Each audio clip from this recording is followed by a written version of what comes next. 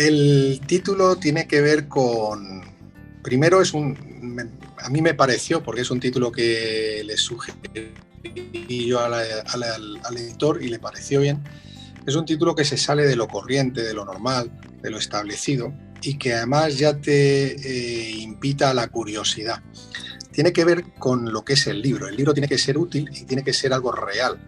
¿Qué significa algo útil y algo real? Que es algo susceptible de hacer por otras personas. Estamos acostumbrados a un tipo de lectura de los años 20, donde parece mucho más difícil. Ves a Henry Ford, ves a este tipo de personas, ya han hecho imperios, y al final te das cuenta que en los tiempos en los que nosotros nos movemos, el imperio realmente es conseguir hacer una labor empresarial con una labor personal, coincidir y conciliar estos dos aspectos.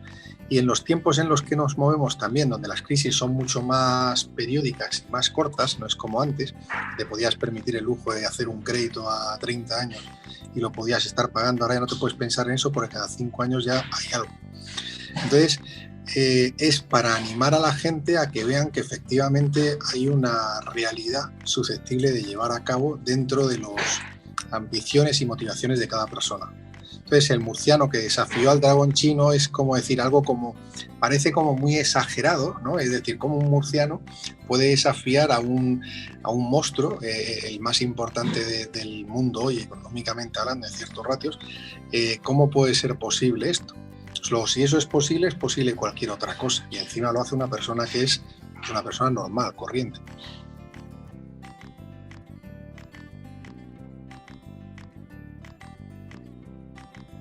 Pues China por varias razones. Primero, porque es el sitio donde los gastos de primer establecimiento son más económicos.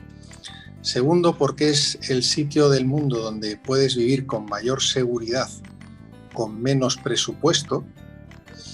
Y luego, además, porque yo ya tenía una creencia natural hacia ese país. Yo ya tenía esa inquietud con esa cultura y me parecía que podía además tener un valor añadido ser extranjero ahí.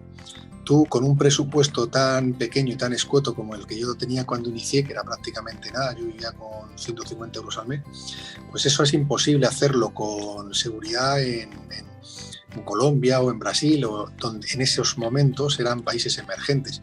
Si no te metes en un compado de extranjeros que te cuesta 2 o 3 mil euros, tú no vives con seguridad en esos países.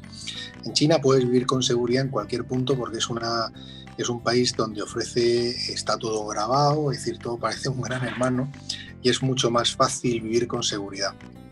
Y luego establecer, al tener tú, ser un modelo de sociedad muy activa comercialmente, de mucha presencia más que de puesta en una puesta en escena, ¿no? Como podamos tener aquí con las oficinas y con todo esto, pues se me antojaba que era mucho más cómodo de empezar, sobre todo porque hay que eliminar todos los elementos que te pueden provocar debilidad cuando tú empiezas, y cuando empiezas que te has arruinado y encima no tienes un duro y encima no conoces la cultura ni el idioma, pues tienes demasiados elementos en contra que tienes que restar de la manera posible y eliminar todos los prejuicios que tienes que te vienen de atrás para poder empezar de cero y empezar tu trabajo.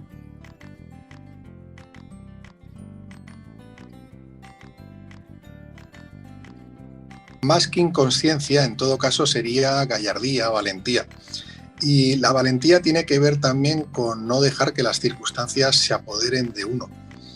Momentos malos, momentos trágicos, momentos difíciles, vicisitudes en la vida vamos a tener siempre, es una constante que tenemos que aprender que así es la vida. La vida es ir sorteando todas las vicisitudes y ir sorteándolas además aprendiendo para poder gestionar de una manera madura y sobre todo ir capitalizando toda esa experiencia para que a futuro tengamos otros errores que sean distintos a los que ya hemos cometido.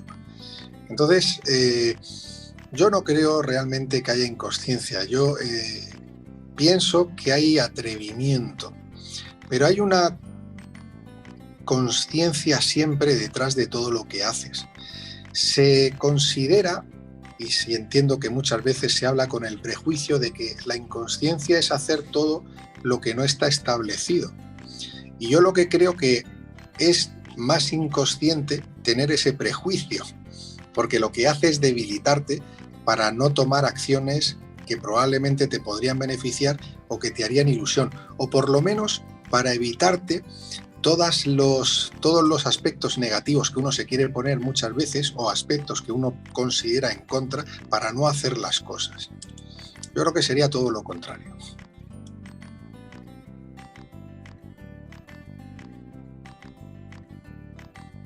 Hombre, realmente es un modelo que yo entiendo que hacía falta en España y que está muy desarrollado en Asia y muy desarrollado en Estados Unidos, ¿no?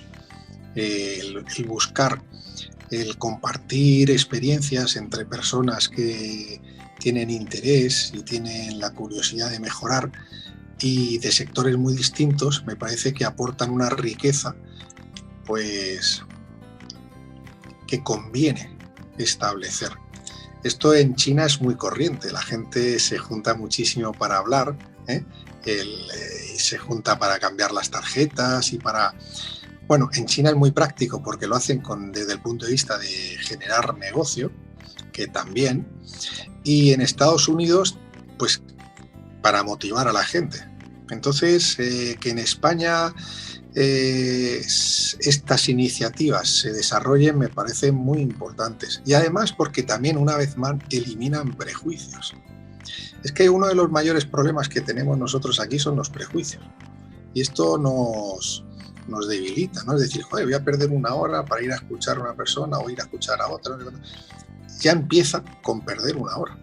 Hay muchísima gente que piensa así. Yo diariamente me escucho a la gente y me sorprende la mentalidad. ¿No? La vida, si tú pierdes una hora en esto, pues ya está.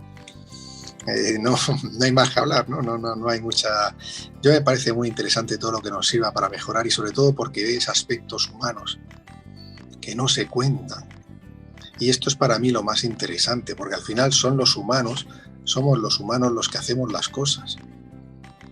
No es algo que viene de la providencia, no, somos humanos, tenemos las mismas, es decir, te levantas a veces con dolor de cabeza, es decir, todo es igual. No tiene... Entonces, darte cuenta que son personas normales, accesibles, físicas, que las puedes tocar, que hacen cosas, me da lo mismo la persona que en plena crisis era a lo mejor un albañil y ahora tiene un taller de pan y está vendiendo pan de estos ecológicos y tal, que mucha gente que se transforma, y yo creo que la vida está llena de héroes.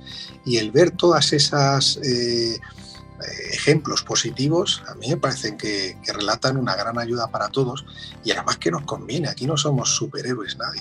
Todos necesitamos ver ejemplos, todos necesitamos en un momento de escuchar una canción, ver una película. En esta vida no es solo querer, es sentirse querido, no es solo ayudar, es sentirse ayudado. Entonces, todo este sumatorio a mí me parece muy interesante y muy conveniente, y desde luego os felicito porque este tipo de iniciativas van a ayudar y sobre todo van a ayudar mucho más a los que vienen de atrás, que entienden mucho menos ciertos procesos.